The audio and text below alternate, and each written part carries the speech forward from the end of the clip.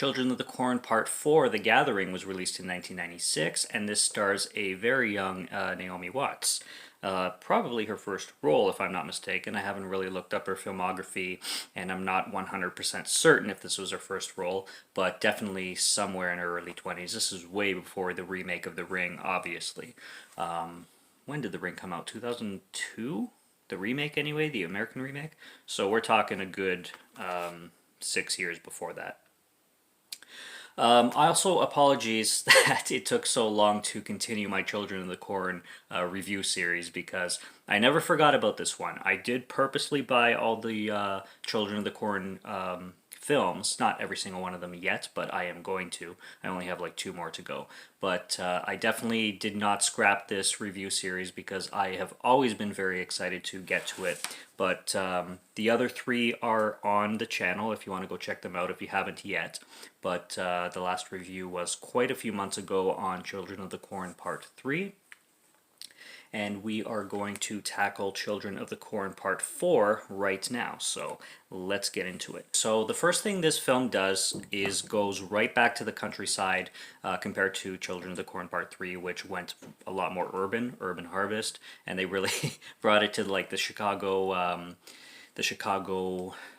atmosphere kind of thing. A lot of people loved it for that. I didn't mind it. I certainly didn't hate it, but it definitely switched the atmosphere of a typical Children of the Corn film that you would come to know and love from the first two. This one brings it right back to the countryside. Also, Karen Black, a very, very big scream queen, is in this film. And she does a very good job. Obviously, Karen Black has a lot of experience, especially in horror films. And she plays the mom of Naomi Watts' character, Grace. And the mother's name is June, Karen Black's character. She has agoraphobia, and she lives in the countryside, and she's cared for by this doctor named Doug Larson. And Doug Larson watches over her and basically cares for her because of her inability to, leave her property. She is able to go outside, but only on her property. She can't even take one step off the property. Basically, it deals with agoraphobia the way that most people deal with it. Grace comes back to visit her mother. She comes back to the town. She doesn't have a job when she enters the town, but Doug soon gives her a job at the local hospital or clinic or the local medical center, basically. Grace is a nurse. And she's given a job immediately as soon as she comes back. This is Grand Island, Nebraska, so we're going straight back to the Nebraska setting that the Children of the Corn or the Children of the Corn films is known for. This film is absolutely packed with dream sequences and fake outs. So if you are not a fan of either of those things, this film is packed with both. So lo and behold, you are warned. If you've never seen Children of the Corn: The Gathering, and if you really hate not jump scares, if you really hate fake outs, and if you really hate dream sequences where it was just a dream, just kidding, and then something else horrific happens, and then it was just a dream. The person wakes up again, a dream from a dream. This film is definitely filled with those. There is a really cool scene involving this guy, this older gentleman who drinks a lot. He's drinking from a flask, basically, or one of those Mickeys. And he goes to this barn and he brings up this bucket of water because he obviously is really thirsty. And as soon as he starts drinking the water, he's basically hallucinating, and it ends up being a bunch of locusts and bugs, basically, like locusts, you would say. He starts drinking those, and then you get your first evil kid that comes in, and he says something along the lines of, "The man who takes strong drink, angels shall come set him free," or something along those lines, and then obviously kills the dude. So you get your first kill. The kills in this film, especially as the film goes on, like from the second half of the film onwards, I'd say the kills are very, very good, which I'll be getting into some of them. But with that being said, I do have to say that this film definitely has its parts that drag a lot, and definitely has its moments that are more on the boring side. That being said, it's not the most boring Children of the Corn film out of the other two, or is it? I don't know, because two I really liked. Three was very different, but I enjoyed it nonetheless.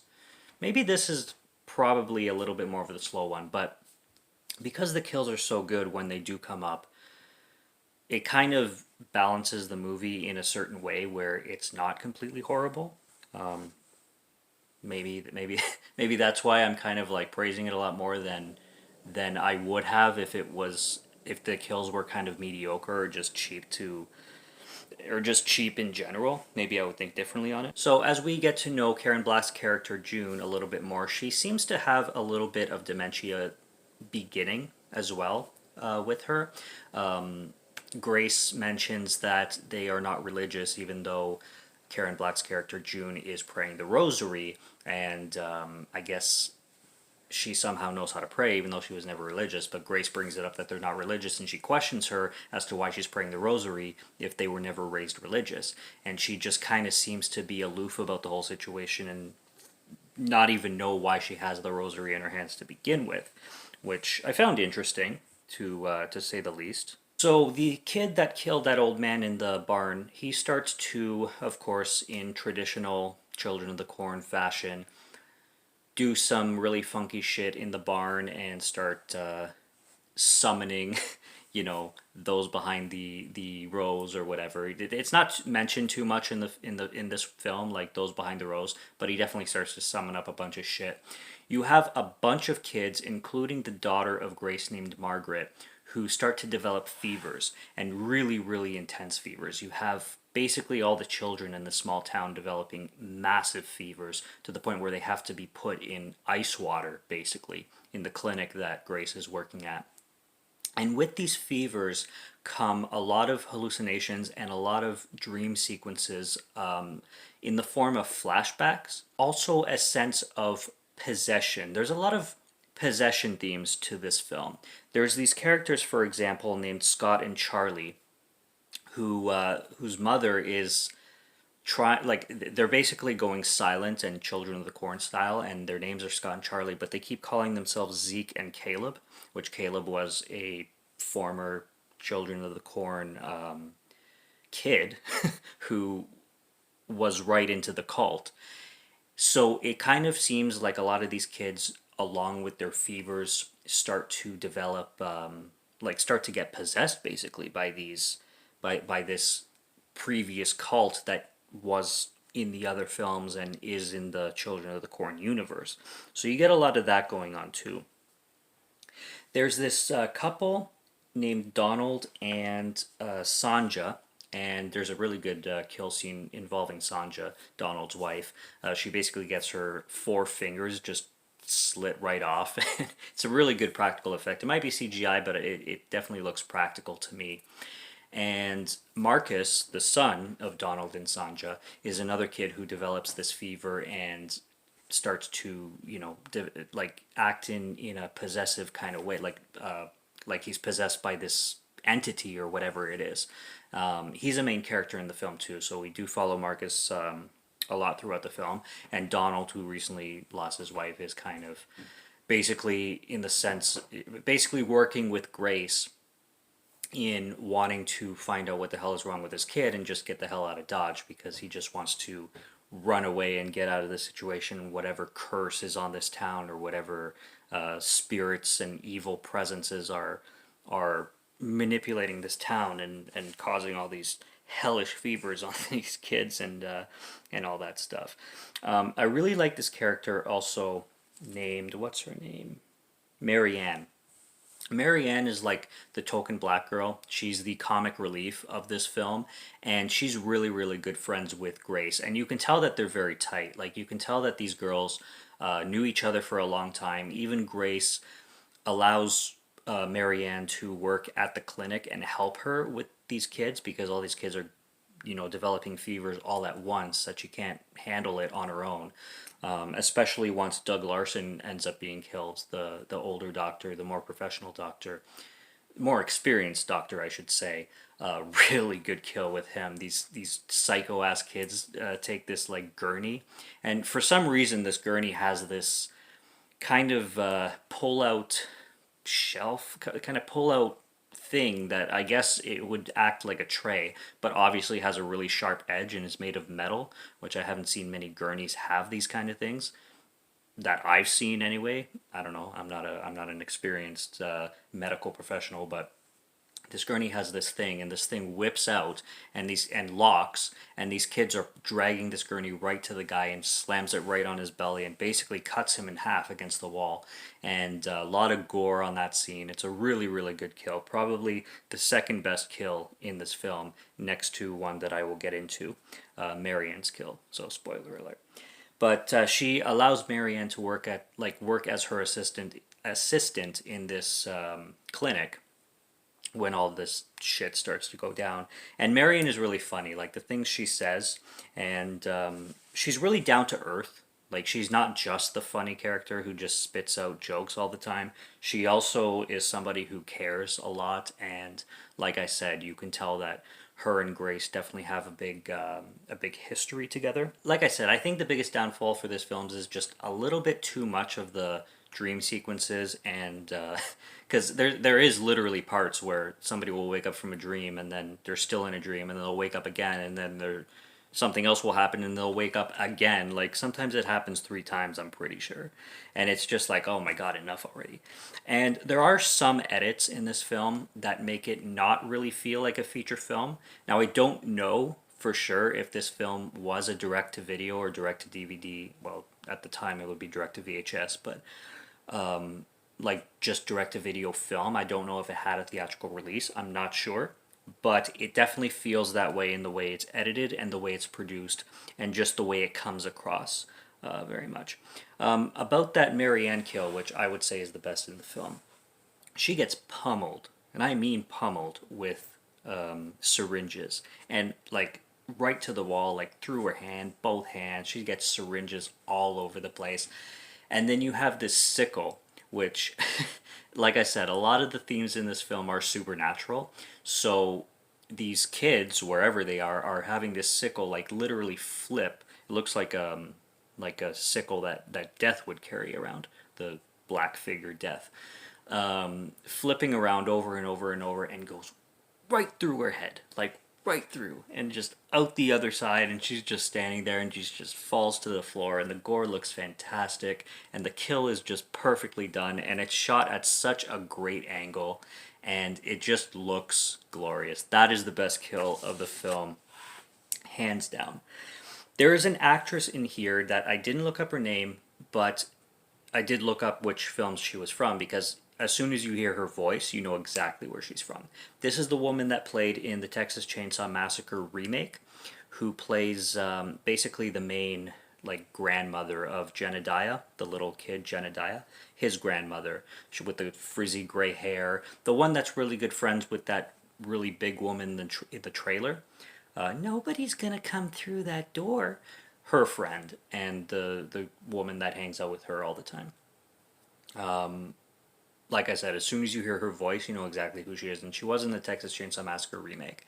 And I recognized her in here right away as soon as I heard her speak.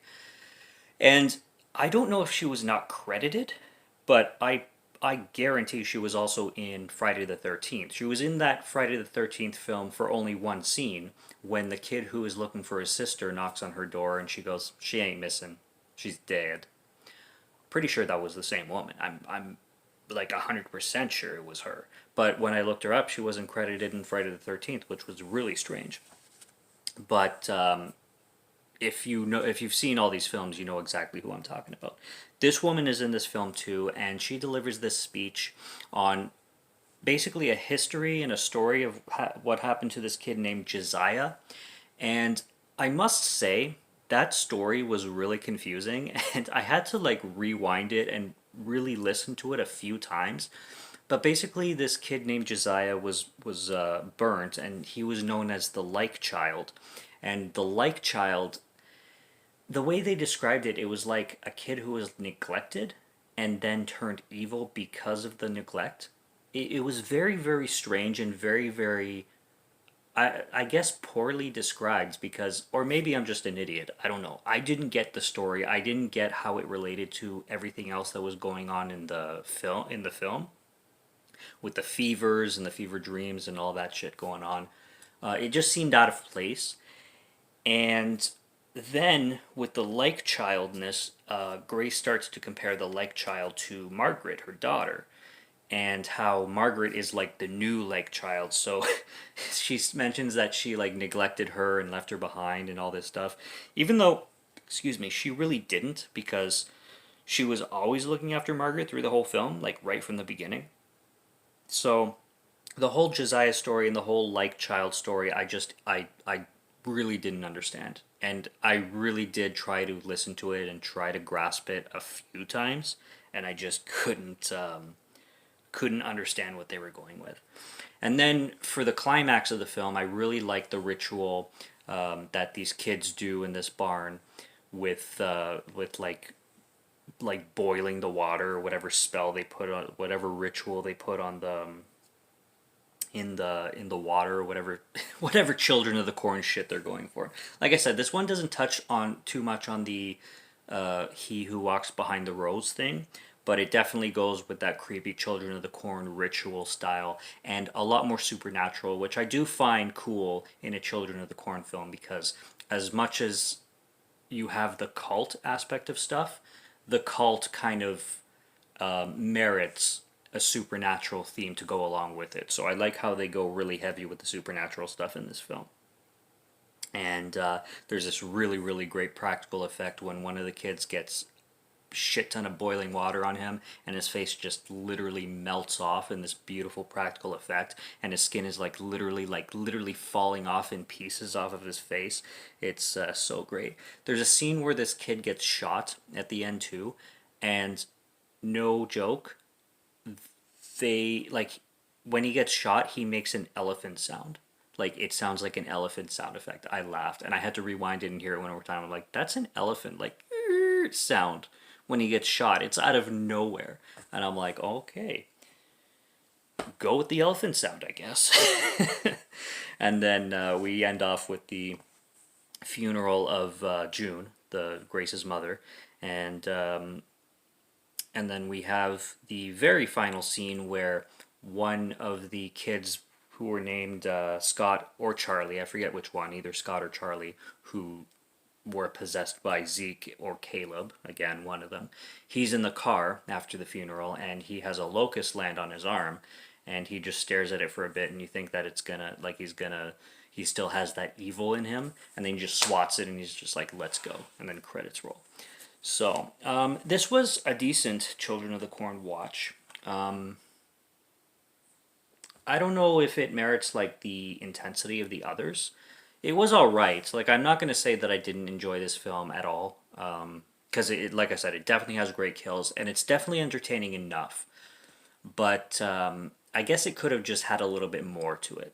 Naomi Watts is great. Naomi Watts is always great to see too, and she really, you can tell she wants to be here. Like she gives it her all. She's not just there for a paycheck kind of thing, and you know, it's good to see some actors and actresses that are really, you know, not, well, I wouldn't say Naomi Watts is huge, but she's definitely known. She's definitely known for a lot of different roles and different projects that she does.